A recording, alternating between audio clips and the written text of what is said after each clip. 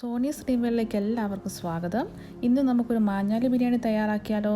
എറണാകുളം സൈഡിലെ മാഞ്ഞാലി എന്ന സ്ഥലത്തുള്ള ഒരു അടിപൊളി ബിരിയാണിയാണിത്. ഇത് ദം ചെയ്തുണ്ടാക്കുന്നതല്ല.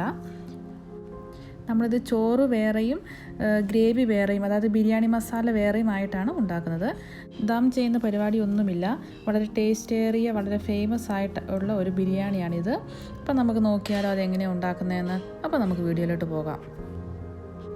ഞാനിവിടെ ചിക്കൻ എടുത്തിരിക്കുന്നത് 1 കിലോ ചിക്കനാണ് എടുത്തിരിക്കുന്നത്.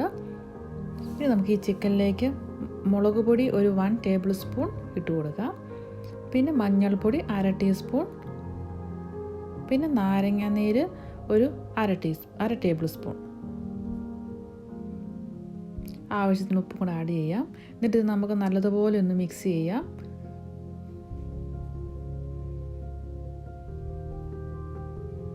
നല്ലതുപോലെ ഒന്ന് മിക്സ് ആയതിനു ശേഷം നമുക്കിത് ഒരു 20 മിനിറ്റ് റെസ്റ്റ് ചെയ്യാൻ വെക്കാം. ഞാനിതൊന്ന് മൂടി വെക്കുന്നുണ്ട്. ഇനി നമുക്കൊരു പാൻ അടുപ്പത്ത് വെച്ച് അതിലേക്ക് നമുക്ക് ഓയിൽ ഒഴിച്ച് കൊടുക്കാം. ഏതോ ഇഷ്ടമുള്ള ഓയിൽ എടുക്കാം. കോക്കനട്ട് ഓയിലെങ്കിൽ കോക്കനട്ട് ഓയിൽ, വെജിറ്റബിൾ ഓയിൽ എടുക്കാം. ഇനി നമുക്കിതിലേക്ക് നമ്മൾ മാരിനേറ്റ് ചെയ്ത് വെച്ചിരിക്കുന്ന ചിക്കൻ നമുക്കിതിലേക്ക് ഇട്ട് കൊടുക്കാം. എന്നിട്ട് നമുക്കിതൊന്ന് ഫ്രൈ ചെയ്തെടുക്കാം. ഒത്തിരി നേരം ഫ്രൈ ചെയ്യേണ്ട, ഒരു മിനിറ്റ് ഫ്രൈ ചെയ്താൽ മതി. ഇനി നമുക്കിതിലേക്ക് ഒരു 3/4 കപ്പ് വെള്ളം ഒഴിച്ച് കൊടുക്കാം.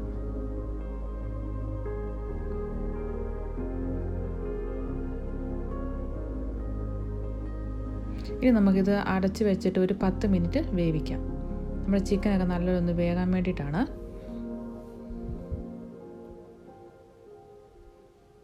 നമുക്കൊന്ന് തുറന്ന് നോക്കാം.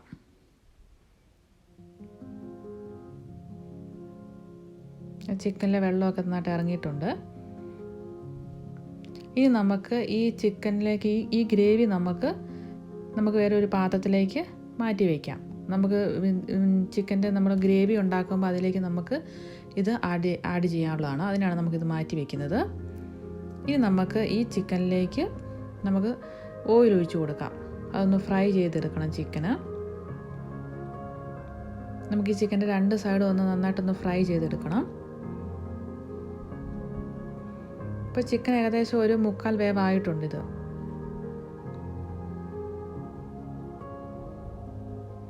ഇനി നമുക്കിത് 2 സൈഡ് ഏകദേശം ഫ്രൈ ആയി വന്നിട്ടുണ്ട്. നമുക്കിത് പാത്രത്തിലേക്ക് മാറ്റാം. ഇനി നമുക്ക് ഈ ഫ്രൈ ചെയ്ത എണ്ണയിലേക്ക് തന്നെയാണ് നമ്മൾ ഗ്രേവി തയ്യാറാക്കുന്നത്. അതിനായിട്ട് ഞാനിവിടെ എടുത്തിരിക്കുന്നത് സവോളയാണ്. നിങ്ങൾക്ക് കറിവേപ്പില ഉണ്ടെങ്കിൽ കറിവേപ്പിലും കൂടെ ആദ്യം ആഡ് ചെയ്യാം. അതിനുശേഷം സവോള ആഡ് ചെയ്താൽ മതി. ഞാനിവിടെ ഇപ്പം എനിക്ക് കറിവേപ്പില ഇല്ലാത്തതുകൊണ്ട് ഞാൻ സവോള മാത്രമാണ് ആഡ് ചെയ്യുന്നത്. ഈ സവോള ഒന്ന് നന്നായിട്ടൊന്ന് സോഫ്റ്റ് ആകുന്ന വരെ ഒന്ന് ഫ്രൈ ചെയ്തെടുക്കാം. ഏകദേശം ഒരു ബ്രൗൺ കളർ ആയിട്ടുണ്ട്. ഇനി നമുക്കിതിലേക്ക് ആഡ് ചെയ്യുന്നത് തക്കാളിയാണ്. ഞാനിവിടെ എടുത്തിരിക്കുന്നത് 3 തക്കാളിയാണ് എടുത്തിരിക്കുന്നത്.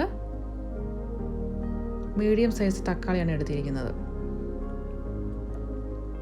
ഇനി നമുക്കിതിലേക്ക് ഇഞ്ചി വെളുത്തുള്ളി പേസ്റ്റ് ഞാനിവിടെ 1.5 ടേബിൾ സ്പൂൺ എടുത്തിട്ടുണ്ട്. അത് ആഡ് ചെയ്യുന്നുണ്ട്.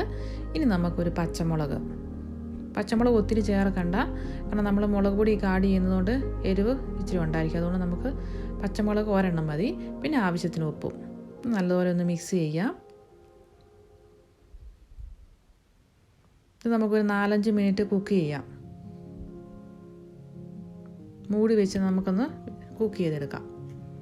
ഇപ്പോൾ ഏകദേശം തക്കാളിക്ക് ഏകദേശം ഒന്ന് സോഫ്റ്റായി വന്നിട്ടുണ്ട്. ഇനി നമുക്കിതിലേക്ക് മല്ലിപ്പൊടി 2.5 ടേബിൾ സ്പൂൺ, മഞ്ഞൾപ്പൊടി 1/2 ടീസ്പൂൺ, പിന്നെ മുളക് പൊടി ഒരു 1/2 ടേബിൾ സ്പൂൺ ആഡ് ചെയ്യാം. നമുക്ക് നന്നായിട്ടൊന്ന് ഇളക്കി കൊടുക്കാം.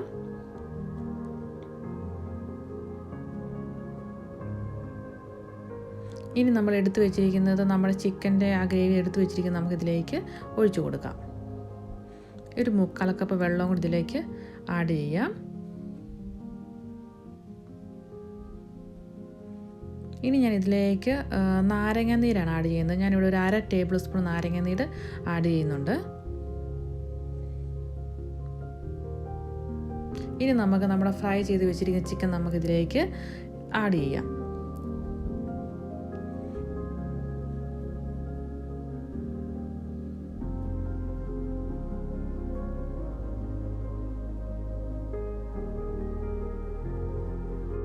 ഇനി നമുക്കിതിലേക്ക് ഗരം മസാലയാണ് ആഡ് ചെയ്യേണ്ടത്.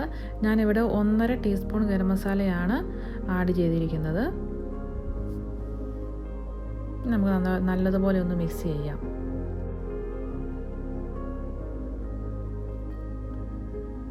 ഇനി നമുക്കിതിലേക്ക് ആഡ് ചെയ്യേണ്ടത് മല്ലിയിലയാണ്. ഞാൻ ഇതിലേക്ക് കുറച്ച് മല്ലിയില ആഡ് ചെയ്യുന്നുണ്ട്. പിന്നെ ഞാൻ ഇതിലേക്ക് ഒരു നെയ്യ് ആഡ് ചെയ്യുന്നുണ്ട്, ഒരു 2 ടീസ്പൂൺ. അത് ഓപ്ഷണലാണ്, വേണമെങ്കിൽ മാത്രം മതി. നെയ്യ് ഇഷ്ടമില്ലാത്തവർക്ക് അത് ആഡ് ചെയ്യേണ്ടത്. ഈ നെയ്യും കൂടെ ആഡ് ചെയ്യുമ്പോൾ അതിൻ്റെ ഫ്ലേവറും കൂടെ നല്ലൊരു ടേസ്റ്റാണ് ഈ മസാലയ്ക്ക്. അതുകൊണ്ടാണ് ഞാനിവിടെ നെയ്യ് ആഡ് ചെയ്തിരിക്കുന്നത്.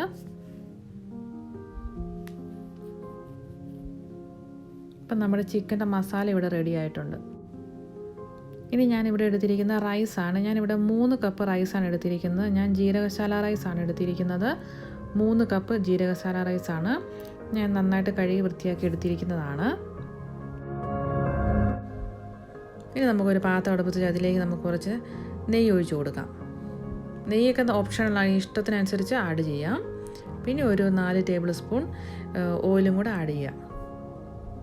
ഇനി നമ്മൾ ഒരു സവോള അരിഞ്ഞത് ഇട്ട് കൊടുക്കാം. നമുക്കിതൊന്ന് ഫ്രൈ ചെയ്തെടുക്കാൻ വേണ്ടിയാണ് ഈ സവോള. ഒരു ഗോൾഡൻ ബ്രൗൺ കളറായി കഴിഞ്ഞപ്പോൾ നമുക്ക് ഒരു പാത്രത്തിലേക്ക് മാറ്റി വയ്ക്കാം. ഇനി നമുക്ക് ഈ പാത്രത്തിലേക്ക് തന്നെ, ഈ എണ്ണയിൽ തന്നെയാണ് നമ്മൾ ഏലയ്ക്ക ഒരു 2-3 എണ്ണം, ഗ്രാമ്പു ഒരു 4-5 എണ്ണം, തക്കോല ഒരു 2 എണ്ണം, പിന്നെ കറുവപ്പട്ട ഒരു 3 എണ്ണം, പിന്നെ പെരിഞ്ജീരകം 1 ടീസ്പൂണ്, പിന്നെ ഞാൻ വെളുത്തുള്ളി ചോപ്പ് ചെയ്തത് ഒരു 1 ടീസ്പൂൺ. ഇത്രയും ഞാൻ ഇതിൽ ആഡ് ചെയ്യുന്നുണ്ട്. എന്നിട്ട് നമുക്കിതൊന്ന് നന്നായിട്ടൊന്ന് ആ വെളുത്തുള്ളിയുടെ ഒരു പച്ചമുളകൊക്കെ ഒന്ന് മാറുന്ന വരെ നമുക്ക് നന്നായിട്ടൊന്ന് മിക്സ് ചെയ്തെടുക്കാം. വെളുത്തുള്ളിയുടെ പച്ചമുളകൊക്കെ ഒന്ന് മാറിയതിന് ശേഷം നമുക്കിതിലേക്ക് വെള്ളം ആഡ് ചെയ്യാം. ഞാനിവിടെ എടുത്തിരിക്കുന്നത് 4.5 കപ്പ് വെള്ളമാണ് എടുത്തിരിക്കുന്നത്. ഇനി ഞാനിതിലേക്ക് കുറച്ച് ഉപ്പും കൂടെ ആഡ് ചെയ്യുന്നുണ്ട്. ഇപ്പോൾ നമ്മുടെ വെള്ളം ഏകദേശം തിളച്ചിട്ടുണ്ട്. നമുക്കിതിലേക്ക് നമ്മുടെ എടുത്ത് വെച്ചിരിക്കുന്ന റൈസ് ഇട്ട് കൊടുക്കാം.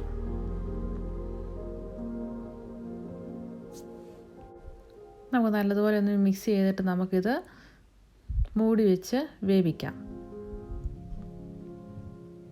ഒത്തിരി തീ കൂട്ടി വെക്കണ്ട, ലോ ഫ്ലെയിമിലിട്ട് വേവിച്ചാൽ മതി.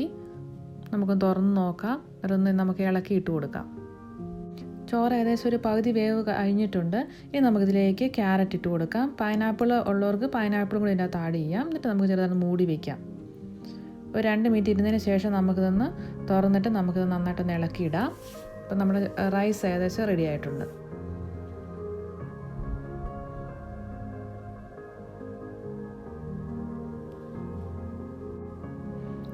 ഇപ്പം നമ്മുടെ റൈസ് ഇവിടെ റെഡി ആയിട്ടുണ്ട്. ഇനി നമുക്കിതൊന്ന് സെർവ് ചെയ്യാം. ഇത് 2 രീതിയിൽ സെർവ് ചെയ്യുന്നുണ്ട്. ഒന്ന് ചിക്കൻ വേറെ, റൈസ് വേറെ, പിന്നെ ഒന്ന് ചിക്കൻ റൈസും ഒരുമിച്ചിട്ട് സാദാ ബിരിയാണി സെർവ് ചെയ്യുന്ന പോലെ. ഇപ്പം ഞാനിതൊരു പാത്രത്തിലേക്ക് കുറച്ച് ഫ്രൈ ചെയ്ത് വെച്ച ഓണിയനും മല്ലിയിലയും ഇട്ട് കൊടുക്കുന്നുണ്ട്. അത് നമുക്ക് റൈസും കൂടി ഇട്ട് കൊടുക്കാം. എന്നിട്ട് നമുക്കിതൊന്ന് ഒരു പാത്രത്തിലേക്ക് നമ്മുടെ റൈസ് മാറ്റാം. നമുക്ക് ചിക്കനും ഗ്രേവിയും കൂടെ വെച്ച് ഇട്ട് കൊടുക്കാം. ഒരു രീതിയിൽ ഇങ്ങനെയാണ് സെർവ് ചെയ്യുന്നത്.